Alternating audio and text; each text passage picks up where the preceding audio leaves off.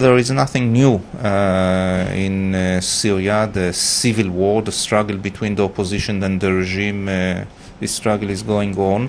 From time to time we do hear about, more new incidents. This time, the last one was especially bloody, with more than 30 children, little children, below 10 years old, being killed. So maybe this caused some sort of dramatic reaction from Western courts, from the United States, but basically there is nothing new. It's a long and bloody struggle.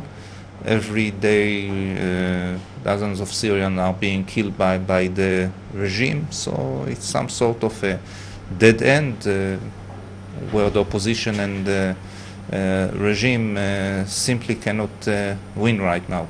Is there any logic to the assumption that Assad is still better for the world, for the West? No, I think that unlike Russia, most of the Western countries, especially the United States, came to the conclusion that he should go. I mean, it was not their position when the riots, when the revolution started in Syria. At that point, they thought that maybe stability is above all, and we should ensure the survival of the Syrian regime. Then they came to the conclusion that he is not the solution, or part of the solution. He is the problem. They are eager to get rid of him, but there is very little they can do right now. They are afraid of a direct interference. They don't want Iraq or Afghanistan to repeat in Syria. They don't want, Obama clearly doesn't want to find himself with, American military presence in Syria in an election year. At the same time, Russia opposes any real resolution in the Security Council.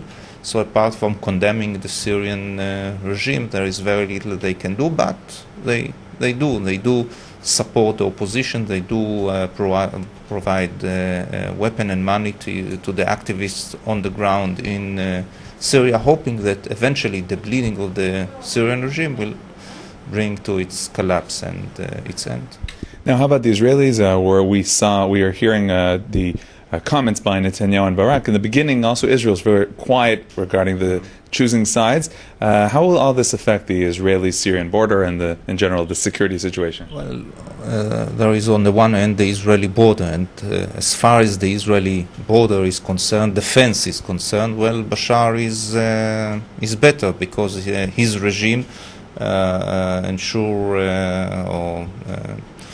was fully committed to the maintenance of the disengagement agreement signed between Israel and Syria in 1974, and kept the border quiet. But it's not only the tactical question of defense and the border, it's also the Iranian-Syrian alliance. It's the supply of advanced weapon to Hezbollah with Syrian help.